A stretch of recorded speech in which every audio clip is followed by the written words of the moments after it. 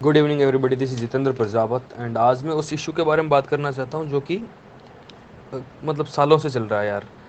और इसका कोई सॉल्यूशन नहीं है। लोगों को जो भी नेट पर अवेलेबल है वो इतना ज़्यादा डिस्क्राइब रूप से, जैसे मैंने स्टडी किया है, वैसा कहीं पर भी मिला नहीं मेरे को। और जब वो आप नहीं पढ़ते हो तो आपको कश्मीर की जो है इशू, अब आज अपन कश्मीर इशू के बारे में बात करेंगे, तो उसकी जड़ तक आप पहुंच ही नहीं पाते हो। जब आप जड़ तक नहीं पहुंच पाते हो तो आपके पास सॉल्यूशन भी नहीं होता, यू नो।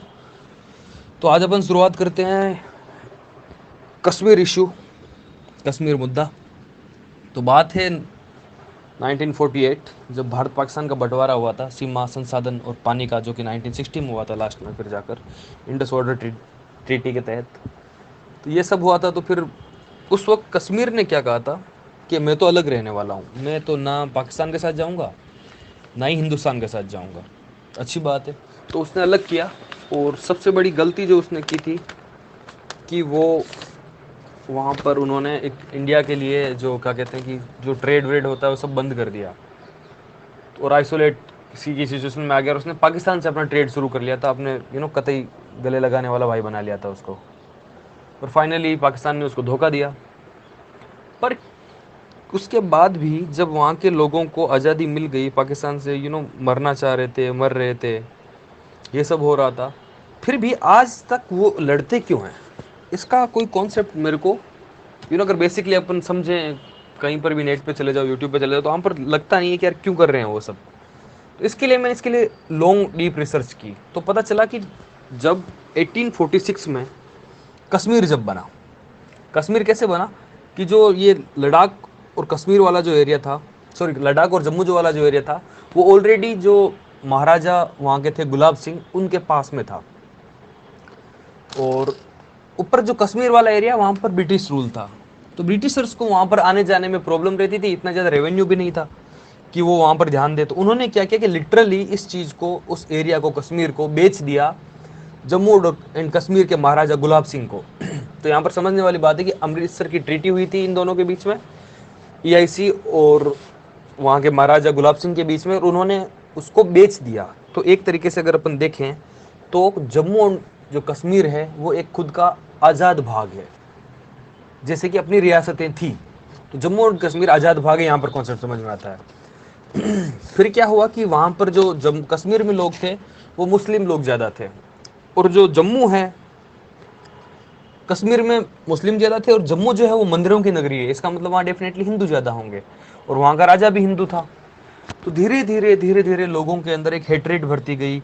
और जैसे अपन इंडिया के अंदर खेल रहे थे कि भारत छोड़ो आंदोलन, असहयोग का आंदोलन, तो वो सब चीज़ें वहाँ पर भी चल रही थी। वो चल रही थी राजा के खिलाफ, कि राजा का ये राजतंत्र खत्म हो, यहाँ पर वो आना चाहिए, डेमोक्रेसी आनी चाहिए, समथिंग लाइक दैट। तो उसी कॉन्टेक्स्ट में 1932 के अंदर शेख मोहम्मद अब्दुल्ला, उन्होंने एक पार्टी बनाई, all Jammu and Kashmir Muslim conference, जो बाद में नेशनल कॉन्फ्रेंस बनी। और इसका जो एम था, ये था कि जो महाराजा का रूल चलता है यहाँ से, उसको हटाना और खुद की सरकार बनाना। खुद की मतलब लोगों की सरकार, डेमोक्रेसी को लेके आना। ठीक है। अब यहाँ पर समझो कि यहाँ की जो उनकी जो एम्बिशंस थे वो पॉलिटिकल एम्बिशंस थे। यार अगर देखो, जैसे जिन्ना ने अगर पाकिस्तान बनाया तो उसका एम्बिशन यही था कि मैं वहाँ का डॉन बनूंगा, या फिर प्राइम मिनिस्टर बनूंगा, जो भी बनूंगा, गवर्नर बनूंगा। वो चाहता था, इसलिए उसने किया, पावर हंग्री पीपल जिन्हें अपन कह सकते हैं। ठीक है। 1939 के अंदर, 1939 के अंदर नेशनल कॉन्फ्रेंस ने कश्मीर के अंदर, जम्मू कश्मीर में क्विट कश्मीर मिशन स्टार्ट किया। और वो एक तरीके से फेल ही हुआ, क्योंकि अंतिम रूप तक जो सत्ता थी वो हरि सिंह जी के हाथ में थी लास्ट में। तो ये सारा सीन था। फिर उसके बाद 1940 के अंदर जो मुस्लिमों के लिए अलग राष्ट्र का बिल आया था, तो तब उनको कुछ आस जगी कि हाँ कुछ हो सकता है, पॉसिबिलिटीज़ है। तो यहाँ पर एक बीज पड़ गया उनके दिमाग में कि अब जब अलग राष्ट्र बनेगा तो अपन तो मुसलमान हैं सारे, तो अपन उसके अंदर जा सकते हैं। ऐसा बीज पड़ा उनके दिमाग में। 1947 के अंदर अलग अलग हो गए। 1947 के अंदर स्टैंड स्टील अग्रीमेंट के साथ में जम्मू एंड कश्मीर जो अलग हुआ था भारत से, उसने पाकिस्तान के साथ ट्रेड करना शुरू कर दिया। और भारत को तो कह दिया कि तुम तो मतलब भरोसा नहीं है यार तुम्हारा, क्या भरोसा, तुम हमें अटैक करके साथ में वो कर लो, हमें जोड़ लो अपने पास में, एक्सेशन पे साइन करवा लो। तो इसलिए तुम भाई, तुम पर तो बिलीव है नहीं, मैं तो पाकिस्तान के साथ ट्रेड करूंगा। पटेल साहब ने बहुत समझाया था इस चीज़ के लिए कि देखो मत करो ऐसा, तुम भारत के अंदर जुड़ जाओ, पर राजा हरि सिंह जी नहीं माने। उन्होंने कहा कि my life my rule, something like that. तो ठीक है भाई साहब, अब पाकिस्तान को क्या लगा कि यार बोस ये काम तो ठीक है, अगर ये अपने को अपने से ही बिजनेस कर रहा है, भारत को भूल गया, तो भारत तो इसकी हेल्प करने से रहा। तो पाकिस्तान ने सोचा कि अब अपन क्यों नहीं अटैक कर देते। इसके अंदर एक बड़ा जो तबका था, बड़ा जो इंटरेस्ट था, अब यहाँ पर सोचने वाली बात है कि शेख मोहम्मद अब्दुल्ला का भी था या फिर नेशनल कॉन्फ्रेंस का भी था। वो भी चाहते थे कि इस राजा का राज हट जाए, फिर चाहे वो किसी भी कीमत पर हो। तो मैं भी उन्होंने प्रोवोक किया हो, उन्होंने प्रोवोक किया पाकिस्तान को अटैक करने के लिए।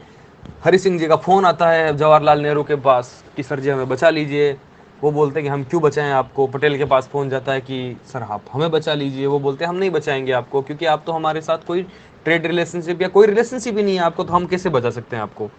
तो जब ये सारी बात हुई तो उनको दुख हुआ इस चीज़ का। उन्होंने कहा कि चलो ठीक है मैं आपके साथ जुड़ जाता हूँ, पर एक जो राजा का ईगो होता है वो बोला कि मेरे लिए कुछ अलग रूल्स होने चाहिए, कुछ रेगुलेशंस होने चाहिए मेरी जनता के लिए। तो उस वक्त हमारे फिर वही उदारवादी नीति का परिचय दिया और हमने कहा कि ठीक है आपके लिए धारा 370 बनाई जाएगी, जो कि आज भी अपने के लिए एक सरदर्द बना हुआ है, वो अपन बाद में डिस्कस करेंगे कभी। पर अब आगे चलते हैं। 1947 के अंदर अटैक हुआ और एक कहानी है इसके पीछे कि जब वो रात को उस दिन सोए थे पटेल से बात करके, तो अपने नौकर को ये कह के सोए थे कि अगर सुबह तक इंडियन एयरफोर्स के विमान अपने यहाँ पर नहीं दिखे तुम्हें या फिर उनकी आवाज़ नहीं सुनाई दे तो मुझे सोते सोते ही मार देना। अच्छी बात ये हुई कि इंडियन एयरफोर्स के विमान पहुंच गए थे वहाँ पर जम्मू में। कश्मीर से उनको इन्वेड करना शुरू कर दिया हमने पाकिस्तानी सैनिकों को। पर होते होते जब 20 तक पहुँच गए, एलओसी तक पहुँच गए, तो अचानक किसी ने आइडिया दिया नेहरू जी को कि आप ऐसे लड़ाई क्यों कर रहे हो, आपको लड़ाई करना अच्छा नहीं लगता, क्योंकि आप तो लड़ाई करने वाले हैं नहीं, गुट निरपेक्ष और समथिंग लाइक कतई मतलब भोले बच्चे हो आप क्यों ना इस चीज़ को लेकर यूएन चले जाते हो। यूएन के अंदर वो मुद्दा गया कि यार 2 मिनट में काम हो जाएगा, यूएन सबसे बड़ी जगह है, आप कुछ सुनेगी। वो 70 साल हो गए अभी तक सुन पा नहीं पा रहे हैं, मुझे नहीं लगता कि वहाँ पर कुछ सुनवाई होगी भी। उसके बाद वहाँ पर एक लाइन खींच दी जाती है, उसको एलओसी कहते हैं, लाइन ऑफ कंट्रोल, कि भैया जो पाकिस्तान है वो उधर पाकिस्तान ऑक्यूपाइड कश्मीर बन गया, इधर वाला इंडिया ऑक्यूपाइड कश्मीर बन गया, और एक डिस्प्यूट बन गया इंडिया के लिए हमेशा के लिए।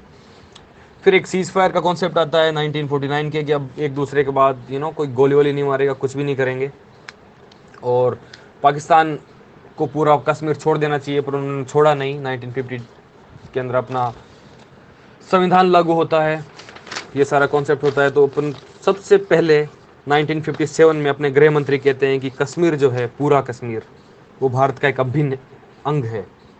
ये सब चलता है। अब देखो यहाँ पर क्या बात हुई कि जब कश्मीर के अंदर वो जो नेशनल कॉन्फ्रेंस है वो जो फाइट कर रही थी अपनी डेमोक्रेसी के लिए, अपनी सरकार के लिए, जब भारत के अंदर कश्मीर जुड़ गया तो वो तो उसका तो एम पूरा हो गया। अब जो शेख मोहम्मद अब्दुल्ला है वो वहां के चीफ मिनिस्टर बन चुके थे, तो उनको जो फाइनली जो चीज चाहिए थी वो मिल चुकी थी, तो उनको कोई गम नहीं था, कोई प्रॉब्लम नहीं थी। Why should I take any problem like bro, उस टाइप की कॉन्सेप्ट बन चुका था। तो अब लोगों को एक बार की तरफ से शांति मिल गई कि कोई बात नहीं। पर फिर वहां के लोग जो आज़ादी चाहते थे, वो एक्चुअल आज़ादी किससे चाहते थे? वो आज़ादी चाहते थे कि वहां पर जो भी रूल कर रहा है उससे हमें आज़ादी चाहिए और हमारा एक अलग हिस्सा हो।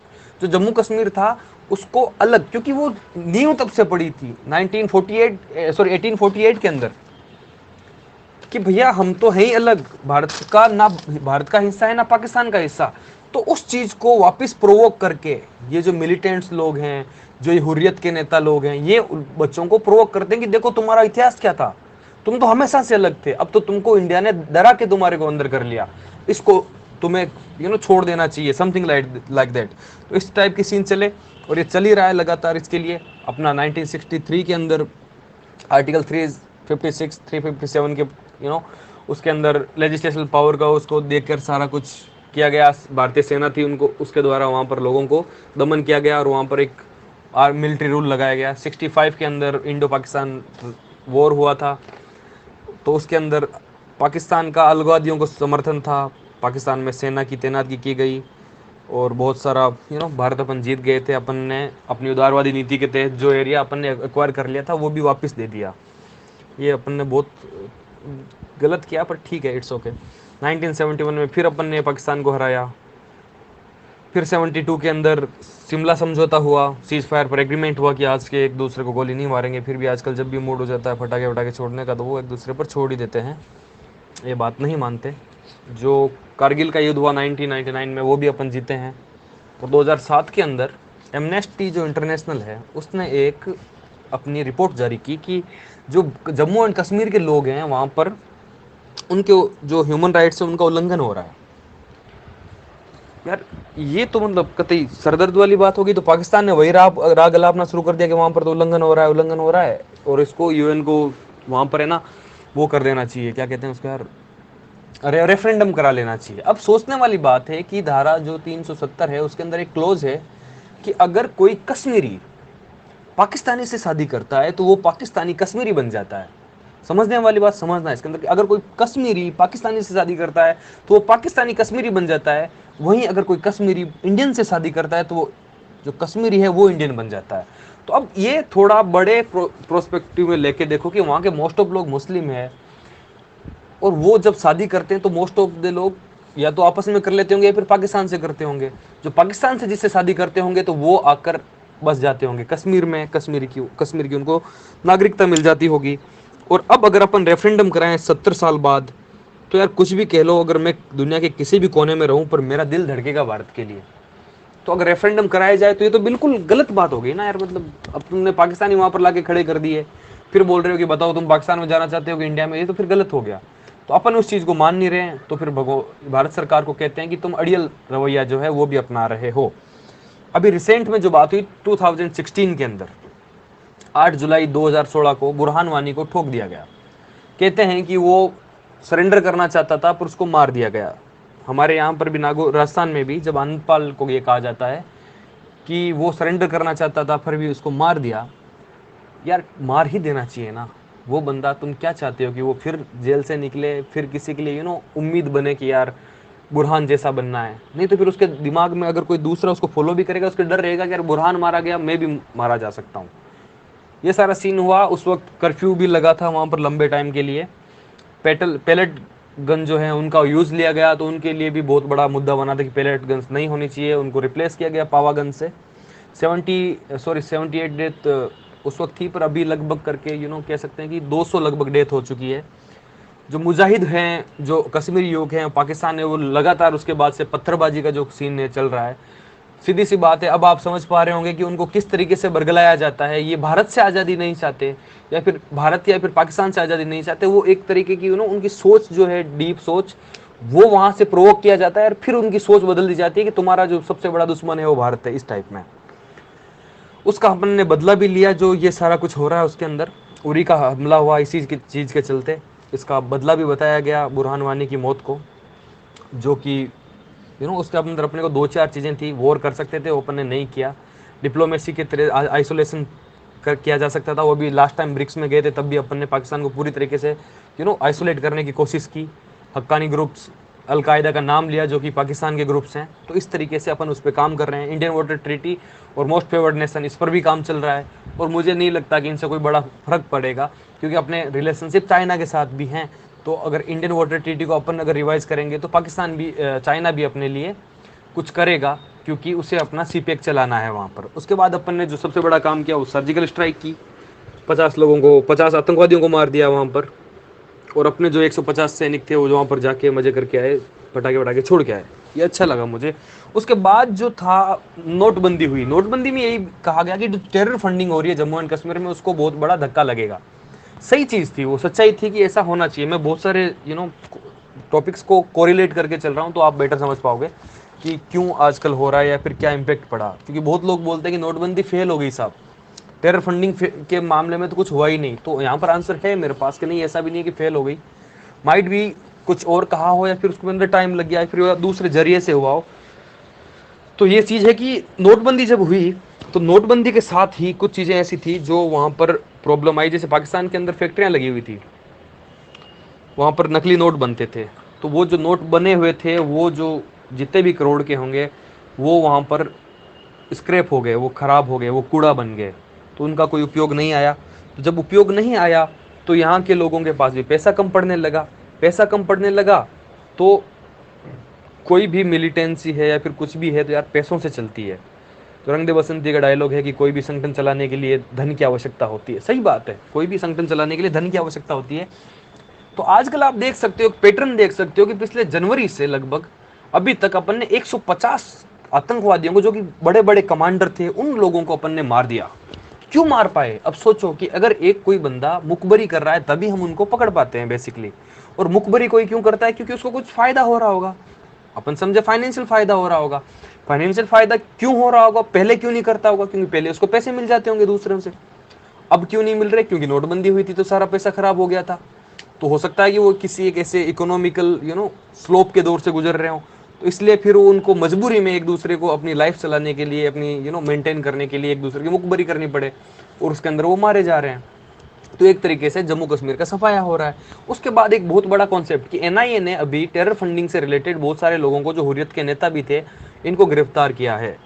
वो क्यों किया है? क्योंकि उनके जो ट्रांजेक्शन थे ड्यूरिंग नोटबंदी, नोटबंदी नहीं करेंगे, विमुद्रीकरण, विमुद्रीकरण के अंदर दौरान जो भी इनके ट्रांजेक्शन थे वो बहुत ही संदिग्ध थे, तो उनको पकड़ा गया। जिससे बहुत सारे लोगों ने कहा कि 99% पैसा तो वापस आ गया सर। इसका मतलब क्या हुआ? कहीं गोल तो नहीं है? मोदी समथिंग लाइक, ऐसे वीडियो भी बना दी लोगों ने। पर यार समझो कि जो भी सारा पैसा आया, व्हाइट मनी तो नहीं आई, उन पे काम तो चल ही रहा है।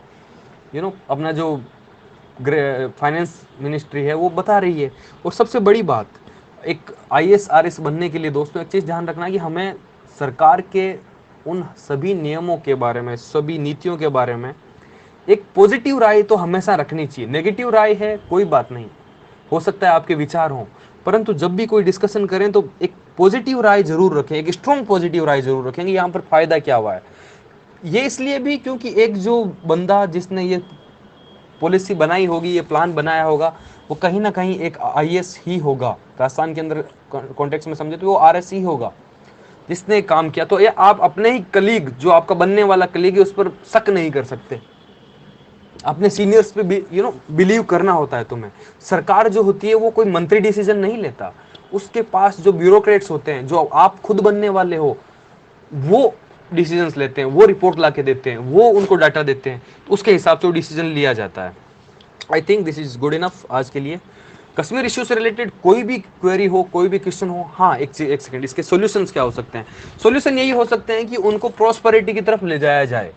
यार जब जेब में पैसा होना, जब घर में पड़ा हो सोना, तब कहे कार होना, वो वाली बात हो जाती है मुथूट फाइनेंस की, कि जब घर में के अंदर पैसा होगा, मेरे पास एजुकेशन होगा, तब ऐसा कोई प्रॉब्लम नहीं रहेगी, मुझे कोई दुख दर्द नहीं रहेगा। लोग धर्म भूल जाते हैं यार, भगवान को भूल जाते हैं सुख के अंदर, तो ये तो फिर भी कश्मीर का इशू है। तो मुझे ऐसी आशा है कि ऐसा होगा जरूर एक दिन। एक दिन कश्मीर के लोग समझेंगे कि हम जब जहाँ पर खड़े हैं वो बहुत ही अच्छी जगह है, हमारा उसके अलावा कोई भविष्य नहीं हो सकता। क्योंकि समझो, अगर आज फिर अगर अलग कर दें तो फिर पाकिस्तान अटैक कर देगा, और अकेले रहकर आप कौन सी ऐसे आपके रिसोर्सेज है, कौन सा आपका ऐसा ट्रेड, और कौन से आपके ऐसे बड़ी चीज़ें हैं। जैसे तिब्बत है, तिब्बत जैसे झेल रहा है चीज़ें चाइना के अंदर होते हुए भी, वैसे ही अगर जम्मू कश्मीर बन के रहना चाहता है तो उसकी मर्जी है, या फिर वहाँ के लोगों की मर्जी है, पर उनको साथ आना चाहिए और भारत के विकास में जी जुट जाना चाहिए। और सबसे बड़ी बात, 370 को ख़त्म कर दो यार, कम से कम उनको अपना तो बनाओ। जब अपना ही नहीं बनाएंगे तो उनको भी बुरा ही फील होगा। दोस्तों ये थे मेरे विचार कश्मीर के इशू को लेकर। इसी तरीके से अपन इस कश्मीर के इशू को सॉल्व कर पाएंगे। और जब भी आप अगली बार कहीं कश्मीर के बारे में बात करें तो इस प्रकार के सारे तमाम फैक्ट्स को ध्यान में रखते हुए बात करिएगा। बहुत बहुत धन्यवाद आपको ये सुनने के लिए, और मैं आशा करता हूँ कि आपने इस चैनल को सब्सक्राइब कर लिया होगा। मैं आगे भी इस प्रकार के वीडियोज़ लाता रहूँगा, ऑडियोज़ लाता रहूँगा। और लाइक करिएगा, कमेंट करिएगा, जो भी आप इससे सहमत हैं, असहमत हैं, कमेंट करके बताइएगा। ऐसा कोई इश्यू, टॉपिक जो आप चाहते हैं कि डिस्कशन किया जा सके या फिर उसके बारे में करना चाहिए, तो आप मुझे कमेंट में बता सकते हैं। मेरे साथ रहने के लिए धन्यवाद।